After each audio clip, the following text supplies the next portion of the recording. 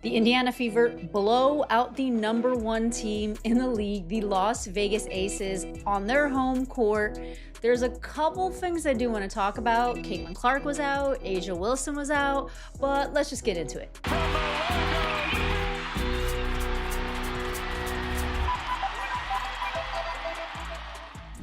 Okay, right off the bat, I do want to say that I wouldn't consider this game exactly like Showtime or anything like that, especially in the beginning. In the beginning of the game, the Indiana Fever were playing really well. I think that it was a very like get the job done, kind of surgical, mechanical, playing really well type of style. The unthinkable has happened again, and this time there are absolutely no excuses left for the defending champions.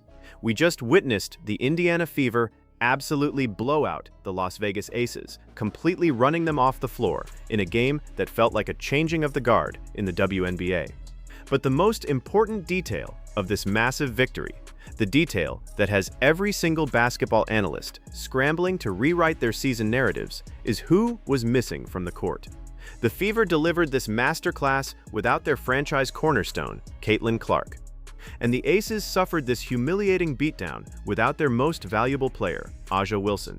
The two biggest, most gravity-defining names in women's basketball were sitting on the sidelines. So, when you strip away the generational superstars, when you take away the unguardable talent, and you are left strictly with the coaching, the depth, and the fundamental execution of basketball, what exactly are we left with? What does this massive blowout actually say about the systems being run by Stephanie White and Becky Hammon? Because the reality that was exposed on that hardwood is terrifying for the rest of the league.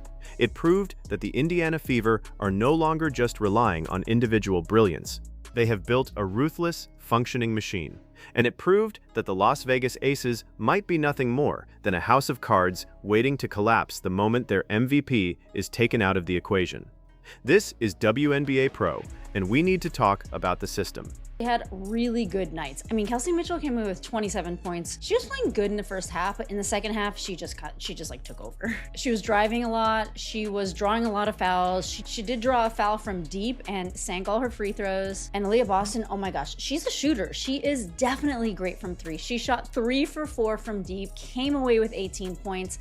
But Sophie Cunningham, also really great from three tonight. She shot 3 for 5 from three. I think she only took 1 attempt inside the paint, but overall she shot 3 for 6, so she shot 50%. Top 5 in the WNBA from downtown. But I saw someone actually post this that, I think it was actually CJ from the... Let us start with the Indiana Fever, because the transformation of Stephanie White's system is the biggest story in basketball right now. For months, White was dragged through the mud. The media and the fans relentlessly attacked her off-ball philosophy, her rotation decisions, and her defensive schemes. But when you take Caitlin Clark out of the lineup, you are forced to see the raw, underlying framework of the team. And that framework is suddenly looking incredibly elite. Without their primary floor general, the Fever did not panic. They did not resort to ugly, isolation basketball. Instead, the system elevated the role players. The ball movement was beautiful, sharp, and purposeful. Kelsey Mitchell stepped into the primary scoring vacuum and looked like the most dangerous guard on the planet, dissecting the Aces' defense with surgical precision. Aaliyah Boston became the undisputed anchor in the paint, demanding double teams and making the perfect passes out of the post. Sophie Cunningham found wide-open looks because the spacing and the screens were executed flawlessly. This blowout proved that Stephanie White actually has a championship-level blueprint. The off-ball screens, the high pick-and-roll variations, and the transition defense all worked perfectly.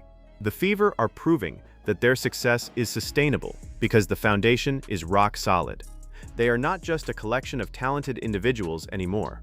They are executing a unified, highly disciplined system that can absolutely obliterate a playoff team, even on the road. She is and how green she is. There was a jump ball, I think, between her and Kennedy Carter. She went and tipped it up, got the tip, and then rebounded her own tip off the jump ball, which is like, you just can't do that in basketball. It's against the rules.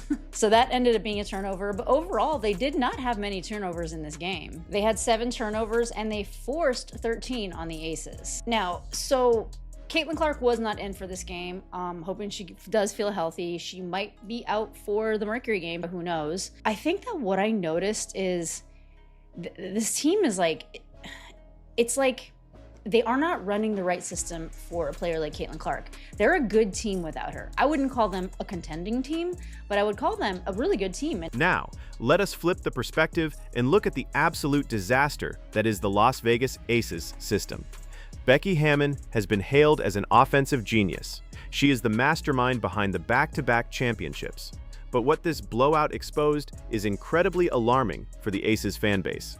When you remove A'ja Wilson from the court, Becky Hammon's system completely disintegrated.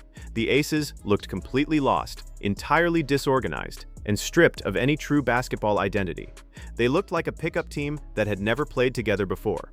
Without Wilson there to command double teams, score through contact, and cover up every single defensive mistake at the rim, the supporting cast folded under the pressure. Chelsea Gray could not dictate the tempo. Jackie Young was completely neutralized, and the bench gave them absolutely nothing. This game asked a very harsh question. Is the Las Vegas Aces system actually elite, or has A'ja Wilson simply been masking a fundamentally flawed roster construction? A championship system should be able to survive, or at least remain competitive, for one night without its star. But to get blown out by 16 points, to get out-rebounded, out-hustled, and outsmarted by a young Indiana team, tells you that the Las Vegas culture is currently resting entirely on the shoulders of one woman. The system failed them when they needed it the most. In running the offense. And Mo Billings did a pretty decent job in the first quarter, although I swear, if she just does not make her layups. Like, I don't know what's wrong with her. She just needs to get better at the shot mechanics. Outside of that, she was making shots, and she was disrupting plays, and she was really good on the glass. How much did she come away with? She had 6 rebounds in 21 minutes, 6 points. That's okay, but she did have 2 steals, 2 assists, so she did make an impact. Like, I just think that Mo Billings is a solid role player, and she's getting paid $800K. And the contrast in defensive effort is where the story gets even more dramatic. Stephanie White has quietly built a defensive monster in Indiana over the last few weeks.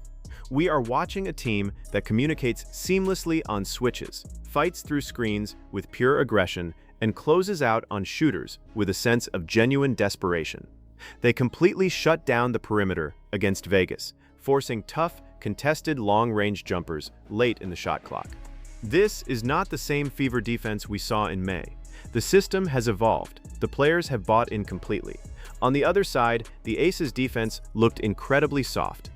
They allowed easy penetration, they missed their rotations, and they showed zero resistance in the paint against Aaliyah Boston. When a system is working, players hustle even when their shots are not falling. The Fever played with heart. The Aces played with a bizarre sense of entitlement, expecting someone else to magically step up and save them. But they did end up curbing Nalissa Smith, who has been killing it lately, especially without A'ja Wilson. She's kind of been like their 1A under the glass and in the paint, and they limited her to 9 points. They also limited Chelsea Gray to 10. Chelsea Gray's been doing okay lately. 15 points to Jackie Young.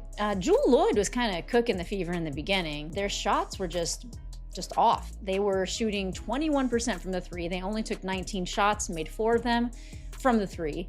And the Indiana Fever was shooting 39% from the 3, 43% just overall. So they were beating the Aces there too. They were shooting 40%. So yeah. So where does this leave the rest of the WNBA? This is the part that should terrify every other coach in the league. If the Indiana Fever system is operating at this insanely high level without the best playmaker in the sport, what on earth is going to happen when Caitlin Clark steps back onto the hardwood? Think about the gravity she commands. Think about the fact that opposing defenses have to pick her up at the logo. Now take that unmatched gravity and plug it directly back into a system that is currently firing on all cylinders. A system where Kelsey Mitchell is shooting the lights out and Aaliyah Boston is dominating the paint. Clark is not returning to a broken team that needs her to play hero ball. She is returning to a well-oiled machine that just proved it can destroy the defending champions on its own. The media will try to twist this narrative. They will try to say the Fever do not need her. But the reality is the exact opposite. The system is finally ready for her. The foundation has been poured, the identity has been established, and now they get to add the ultimate weapon back into the mix. This is no longer a rebuilding year for the Indiana Fever. This is a legitimate championship warning shot fired directly at the rest of the league. Let me know what you guys think down in the comments. Whose system were you more impressed by, and what does this mean for Las Vegas moving forward? Smash that like button, subscribe to WNBA Pro for the absolute best analysis on the platform, and I will catch you in the next breakdown.